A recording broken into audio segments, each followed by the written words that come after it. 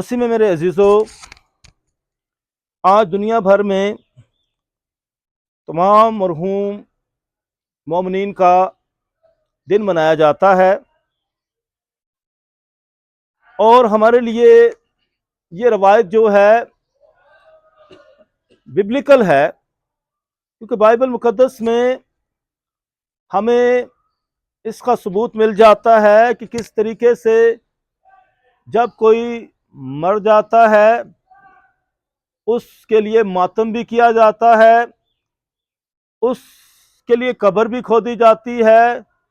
اس کے کفن دفن کا بھی کام ہوتا ہے، اور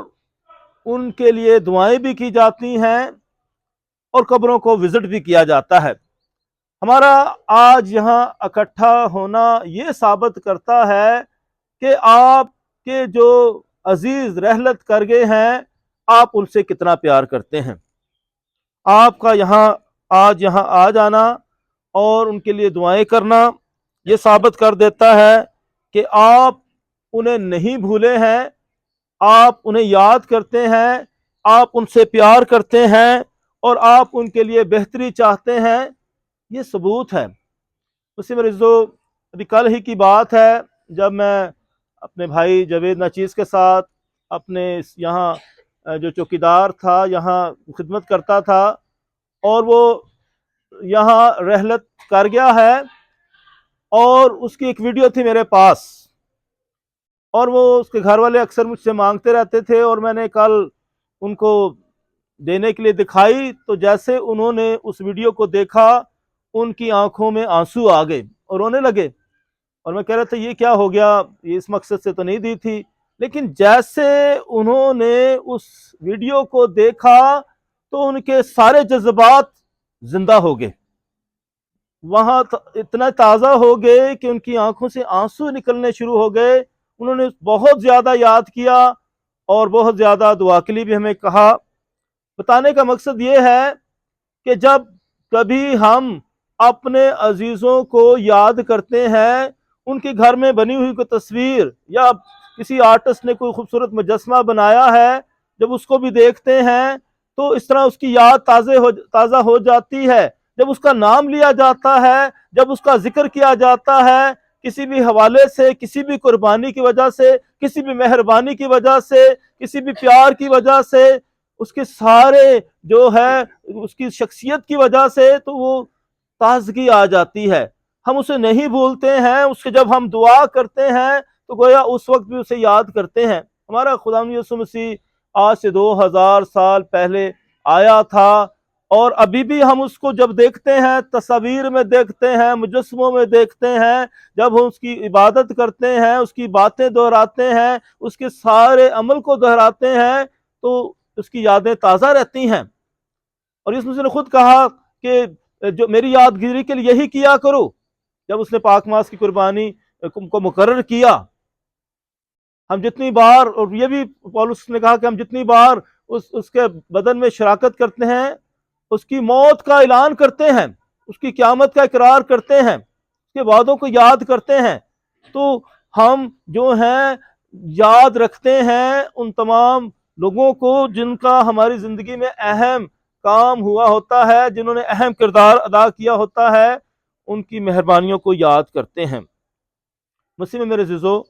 بائبل مقدس ہمیں یہ سکھاتی ہے کہ ہم جو ہے اپنے عزیزوں کو مت بھولیں۔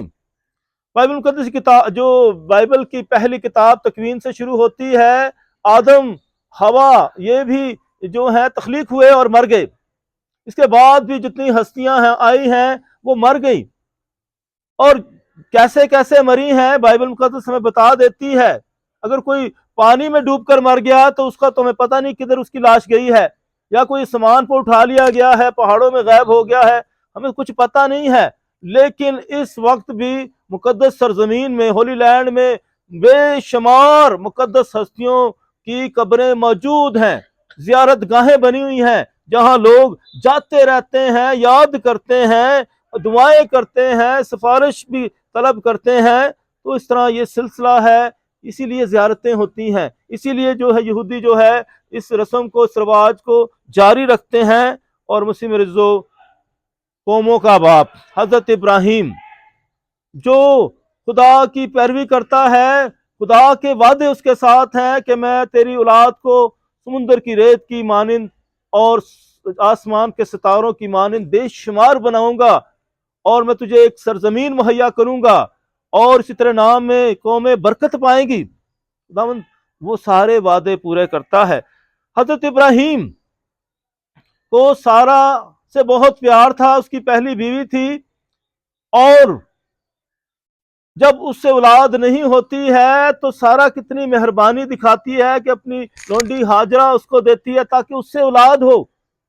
اور اس سے اسماعیل پیدا ہوتا ہے، اور پھر بعد میں سارا سے اسحاق پیدا ہوتا ہے، اور پھر اسی طرح کلام میں بتاتا ہے کہ ان مقدس ہستیوں کو یاد کیا گیا۔ حضرت ابراہیم، اسحاق اور یعقوب کا خدا کو بھی یاد کیا جا رہا ہے ان ہستیوں کی وجہ سے، اور خدا کی وجہ سے ان ہستیوں کو بھی یاد کیا جاتا ہے کیونکہ ان کا آپس میں رشتہ تھا، یہ خدا کے وعدے کو پورا کرتے ہیں۔ اور حضرت ابراہیم سارا سے کتنا پیار کرتا ہے کہ جب وہ ہبرون کے علاقے میں آتا ہے تو سارا کی جب ڈیتھ ہو جاتی ہے تو اسے وہ وہیں چھوڑ نہیں دیتا ہے، بلکہ اس کے لیے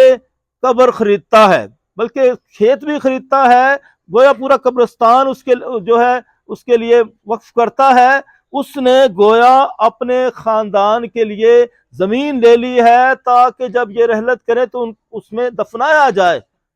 اور مسیح مرزو اس طرح سارا کے لیے جو ہے قبر بنائی جاتی ہے، اس کو دفنایا جاتا ہے،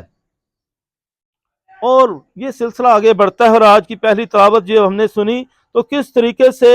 حضرت ابراہیم، اسحاق اور یعقوب، اور اسی طرح یہ ساری ہستیاں جو ہیں ان کو دفنایا گیا ہے، اور یعقوب کا کفن دفن یہ 50ویں باب میں آتا ہے، اور اس سے پہلے ہمیں بتایا جاتا ہے یعقوب کی جب وفات ہوتی ہے تو لکھا ہے تب یعقوب نے انہیں تاکید سے کہا کہ جب میں اپنے لوگوں میں شامل ہوں گا تو مجھے اپنے باپ دادا کے پاس اس مغارے میں جو افرون ہتھی کے کھیت میں ہے دفن کرنا۔ اور اس نے اسی کھیت میں، اسی جو ہے جگہ پر سارا کو بھی دفنایا گیا تھا، اور اب جو ہے دیکھتے ہیں کہ یعقوب نے بھی یہ تاکید کی تھی، وصیت کی تھی کہ مجھے بھی اسی جگہ میرے رشتہ داروں کے پاس دفنایا جائے۔ اور پھر اس طرح یعقوب کے بعد جو ہے ہم دیکھتے ہیں کہ جو ہے اسحاق اور اس کی بیوی رفقہ وہ بھی دفنائے گئے، اس کے بعد لیا کو بھی دفنایا گیا۔ تو اسی طرح ہمیں سلسلہ ملتا ہے، بلکہ جب یعقوب اپنے بیٹوں کو وصیت کر چکا تو اس نے اپنے پاؤں بچھونے پر سمیٹے اور جان دے دی اور اپنے لوگوں میں جا ملا۔ اسی طرح یعقوب کا جو ہے دفنایا جانا، اور اس کے ساتھ یوسف جو کہ مصر میں ہے، اور وہ بھی یہی تاکید کرتا ہے کہ جب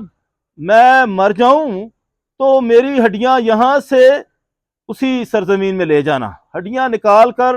اسی سرزمین میں لے جانا۔ مسیح میرے عزیزو، یہ خوبصورت بات جو ہمارے سامنے آ رہی ہے خاص طور پہ اس قبرستان کے حوالے سے، یہاں پتہ نہیں کب سے یہ قبرستان بنا ہوا ہے، برطانیہ کے دور سے، اور یہاں قبریں پتہ نہیں کتنی تہیں بن چکی ہیں۔ میرا خیال ہے کہ قبر کے اندر 3-4 لوگ بھی دفنائے گئے ہوں گے، کتنے دفنائے گئے ہوں گے۔ تو ایک طرح یہ سلسلہ کہ ایک قبر میں کتنے کتنے لوگ دفنائے جا چکے ہوں گے، تو میرا یقین ہے کہ بہت سارے لوگ ایک ہی قبر میں دفنائے جا چکے ہیں۔ اور اسی طرح یہ سلسلہ میں نے دیکھا تھا مالٹا، جب میں گیا تھا تو وہاں میں نے دیکھا کہ ایک قبر ہے، کیونکہ جزیرہ ہے اور ارد گرد پانی جگہ کم ہے تو لوگوں کو دفنانے کا مسئلہ ہے، اور جیسے کہ روم میں بھی 500 سال تک پابندی لگی تھی کہ کوئی بار جو ہے قبرستان نہیں بنایا جائے گا، تو تہ خانوں میں، غاروں میں لوگوں کو 5 صدیوں تک دفنایا جاتا رہا ہے، تہ خانوں میں انڈر گراؤنڈ جو ہے دفنایا جاتا تھا، یہ سلسلہ تھا۔ اور جو اسی طرح مالٹا میں بھی انڈر گراؤنڈ اس طرح جو ہے ٹنل بنائی گئی تھی، وہاں بھی لوگوں کو دفنایا جاتا تھا۔ اور میں نے جو قبرستان دیکھا، قبرستان بہت خوبصورت تھا، اور قبر کے اوپر جو ارد گرد پھول ہی پھول میں نے دیکھے، پھر بہت ساری تصاویر دیکھی اور بہت سارے لوگوں کے نام دیکھے، اور میں حیران تھا کہ یہ اس قبر میں یہ کتنے لوگوں کی قبر ہے۔ اس نے کہا کہ یہاں جب یہ زمین خریدی گئی تھی، یہ قبر خریدی گئی تھی، تو اس کے جو ہے اس کو اس میں دفنایا گیا، اور اس کے بعد اگر دوسرا کوئی مر گیا تو پھر اسی طرح اسی کو جو ہے نکال کر، تو جو ہے باکس نکال کر تو دوسرے کو دفنایا گیا، اور اس کی ہڈیاں نکال کر ایک کونے میں رکھ دی جاتی ہیں۔ اس طرح یہ سلسلہ چلتا رہتا ہے، چلتا رہتا ہے، پورا خاندان ایک ہی قبر میں دفن ہو جاتا ہے۔ کاش کہ ہمارے ادھر بھی یہی سلسلہ ہوتا اور زیادہ خوبصورت قبرستان ہوتے، اور پھر وہ ان کی تصویر بھی لگا دی گئی اور ان کے نام بھی لکھ دیے گئے۔ تو ایک خوبصورت سلسلہ جو میں نے بیرون ملک دیکھا۔ مسیح میرے عزیزو، اسی طرح یہ سلسلہ ہمیں جو ہے ملا ہے۔ اسی طرح یہودیوں میں جو ہے دفنانے کے مختلف سلسلے ہیں، جو ہے جیسے کہ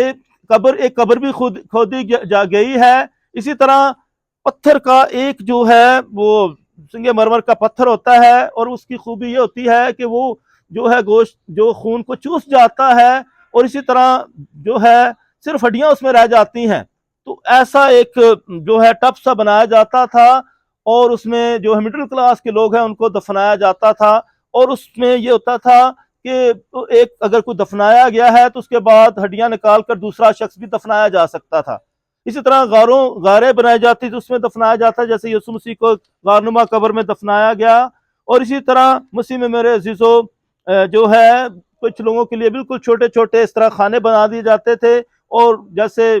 جو ہے پیجنز کو رکھا جاتا ہے اس طرح ہول بنا کے، اس طریقے سے بھی جو ہے لوگوں کو دفنایا جاتا تھا۔ تو اس سے ایسے سلسلے ملتے ہیں۔ تو اس